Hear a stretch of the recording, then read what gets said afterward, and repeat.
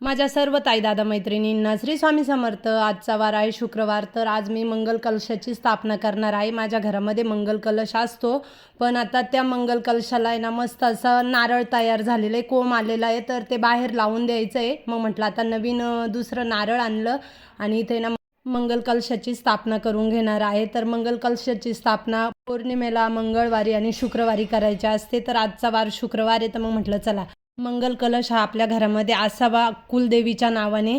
तर मी भरपूर वर्षापासून माझ्या देवघरामध्ये मंगल कलशाची स्थापना केलेली आहे. हे नारळ नवीन आणलं आहे आणि ओलं करून घेतलं आहे. तर नारळ दररोज आपण देवांची आंघोळ घालतो त्यावेळेस नारळ पण पूर्ण ओलं करून ठेवायचं. त्याचे दोन फायदे असतात, एक तर नारळाला कोंब येतो आणि दुसरं म्हणजे त्या नारळातलं पाणी असतं ना ते आपल्या घरामध्ये त्याचा बाष्प तयार होतो आणि आपलं घर हे पवित्र होतं.